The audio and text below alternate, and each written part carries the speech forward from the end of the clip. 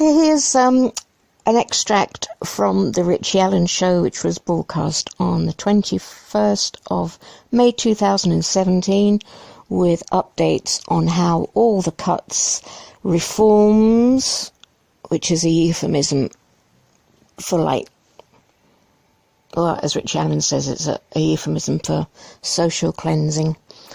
So some latest on PIP and ESA and appeals processes. Thankfully, some media are reporting aspects, but it's not enough. It's not enough. Everyone's diverted elsewhere. So please bear in mind with the upcoming election, with your local MPs, what is happening, what you can do. Take back your power. So I'm going to put this extract from Richie Allen Show with a link underneath in the description underneath this vid, and also there'll be a link at the end. And at the end, I'm afraid I do get a little bit upset and say my piece. Hey, we should all be doing that. Okay, I won't say enjoy, but I hope you find it helpful, informative, and please consider what you can do about it as well. Best to everyone.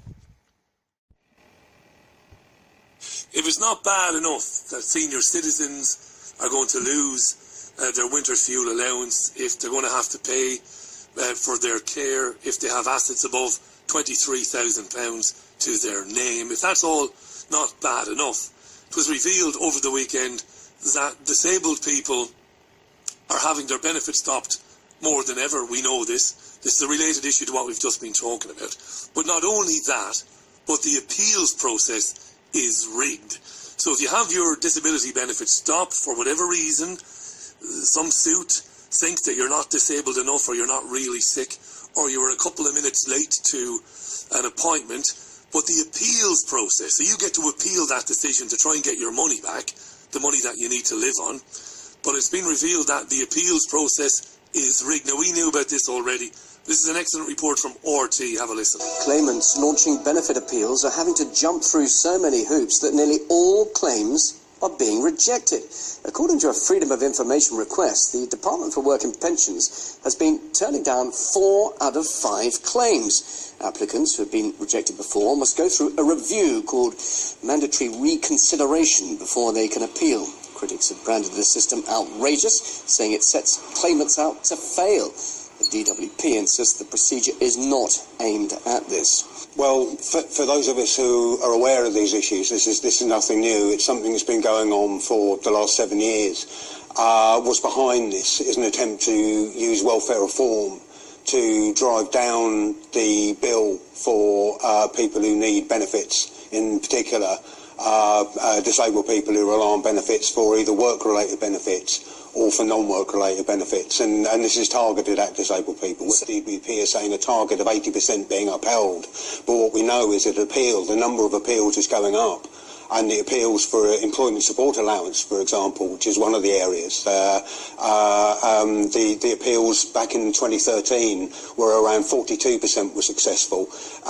In the last period, in 2016, that's gone up to 67, 68%. Right. So, well, to hell with the disabled, eh? To hell with the disabled.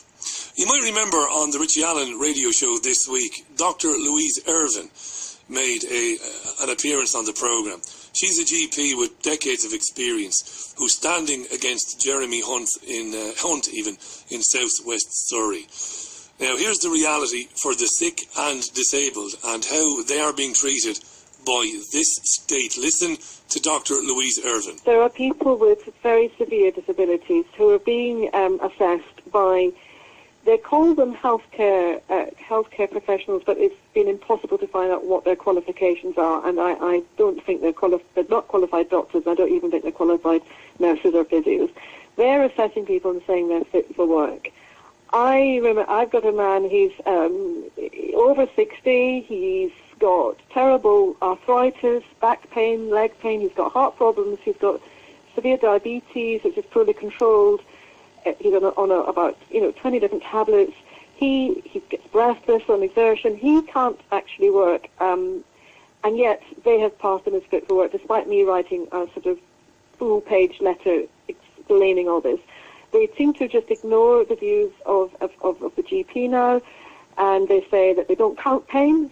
Pain doesn't count. Pain doesn't stop you working. And I feel like saying to them, well, pain does count, because pain is there to give you a message that, you know, you're putting your body through something you shouldn't be putting it through.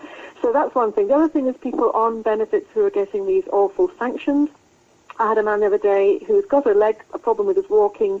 He was a bit late for one of his appointments at the job centre, 20 minutes late. He apologised. He said he'd stay on later. It was to work through a computerised program. He'd have to stay on and finish it a bit longer. They sanctioned him 6 weeks worth of benefits. He then had to borrow money. Luckily, he had some friends and family. He's paying them back. He's living on 30 quid a week food. He can't really afford to eat properly, because he's got to also use that 30 quid for other things too. And he's actually lost a lot of weight. And this is a man, I mean, you know, even if you want to charge somebody, fine them for being late, a tenner would have been a lot for him. I'm not advocating that, but I'm just saying, why so punitive? Why deny him 6 weeks' worth of benefits and actually make him starve? Why? You see, these are the questions that we're asking on this programme. Why? And traditionally over the years, the answer, at least from the general public, has been, well, it must be down to bad management. It must be down to heartlessness. It's just heartlessness. These people are rich. Most of the senior, well, in fact, pretty much all of the Conservative Party front bench, that's the cabinet, they're all millionaires.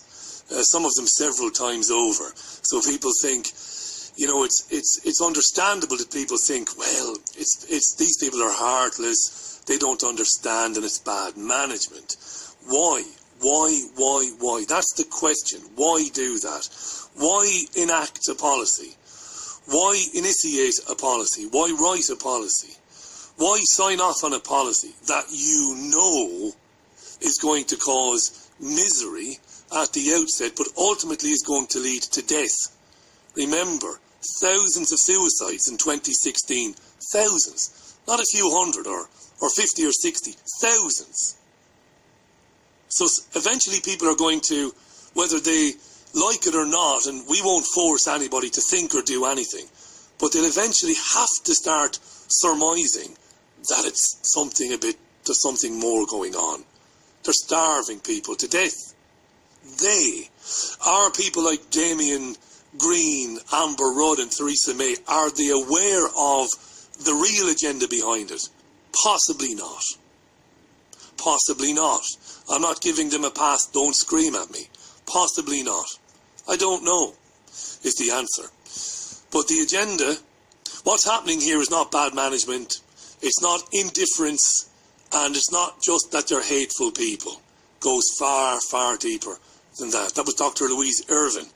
And while I'll be taking no part or playing no part in the forthcoming general election, I do certainly wish her all the very best as she goes up against Jeremy Hunt. Must be a dreadful thing. Can you imagine it? I can't imagine. I have said on the programme before, there's been one or two times in my adult life where I had severe stress about where the next buck was coming from. But I was able-bodied, strong, and have a reasonably quick mind. And I never felt the horrors that are experienced by people who have to deal with this system. My friend Jean Ann has just reminded me about I, Daniel Blake, the Ken Loach film, which is in no way an exaggeration. Often Hollywood and Pinewood studios and TV studios around the world take liberties with the truth in terms of artistic license. But I, Daniel Blake, is the reality for people in this country. And it is not about saving money. It is about social cleansing. It's about the ridding of, the culling of generations of people. You know, and I know there are some people listening to this programme now, they don't like that. They tune in for hard news analysis, and they don't like the further out thinking associated with the programme. But eventually we're going to have to start considering it. I'm going to take a very quick break. Coming up... So there you have it. Very sickening facts. Sickening facts that some of us have actually lived with for decades. The past 7 years, this agenda has been spread out to disabled and sick population as a whole. But it was beta tested beforehand, right back in the 90s at least, and goodness knows before then. But I can personally tell you, certainly in the 90s, it was on.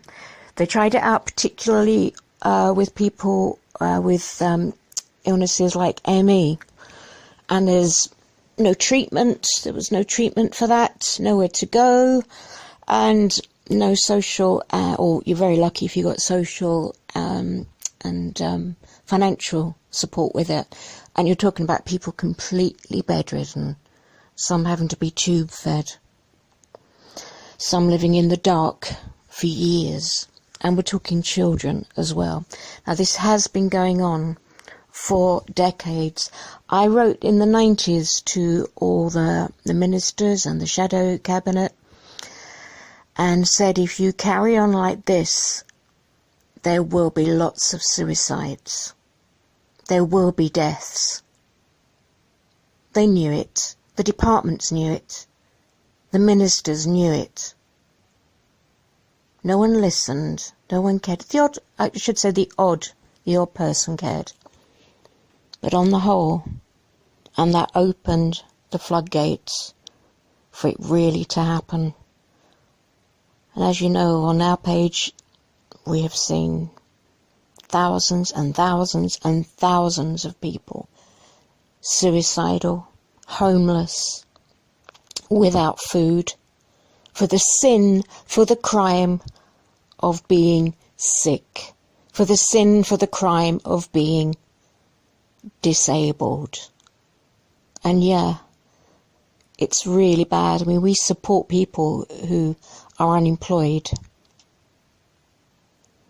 I suppose there are a few more options perhaps the potential of work, though for some people I know it's very frustrating. They're at the end of their tether. But perhaps there's some options. But you can be sick, you can be disabled, and you have been able to be this for years and just be left with absolutely no hope at all. No hope. No medical treatment, no social care, no financial support. I have been there, and it has nearly killed me. So I was horrified and sickened when I saw it extended to the rest of the population. And the population isn't divided between the disabled and the non-disabled. We are the disabled and the not yet disabled. Sad to say that anyone in the blink of an eye can become disabled and really disabled through sickness as well. I'm afraid that can happen. And it can happen to your loved ones as well. So what are we going to do about it? Is there no place anymore for people who are not a working unit, i.e. elderly, i.e. disabled? Is that the only value we're going to put on a life? Because believe you me, the elderly, the disabled, the sick, they give so much, and society loses without them. And it's not a black hole. It's not a black hole where money just goes and disappears. It's not. If you're disabled, if you're housebound, and you're getting an allowance, where is that allowance going? It goes back to councils who charge if they're putting in care. It can buy, so people are being employed through that. Councils are getting the money back. Disabled people may be employing people privately. They are buying goods. They are buying, say, mobility goods,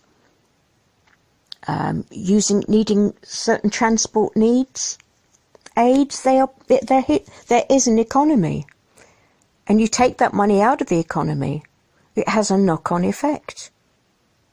and money is being taken out of local economies. And it's been shown the poorer you are, the more you spend money in your local area. Plus you're spending all the money you have. You have to. There's no room to save it. You can't be rich and footle a load away, or footle it away offshore if you're a Cameron, etc. Or if you're an Osborne, avoid taxes. Hey, come on. So let us decide not only what is the value of other people, you are deciding what is your own value and what is the value of your children and your grandchildren and the people, all the lines of people after you. Yes, I go on about it. Yes, I'm passionate. Yes, I am. Because taking away people's every hope and only leaving them death is never acceptable. It is never acceptable. And yet that option is being cranked up. The thumb screws are on and being tightened and tightened and tightened. What are we going to do about it? It's not what are they going to do about it. It's what are we going to do about it. Our little page, you know how that's done? That's done by people from their beds, from their sofas. That's how it's done. The last election, it reached up to 5 million people in 1 week. That's just through Facebook without all the other things. So what can we do? What can every one of us do to invest? It's a big investment in yourself, in your loved ones, in what's to come. I don't have children, but I do care. I care passionately about the next generations, the young'uns now, what their options are and what's to come. I'll stop ranting because I can go on for hours, I'm sure you know. All the best to everyone. Take power. Take your power. Best to everyone, and bye for now.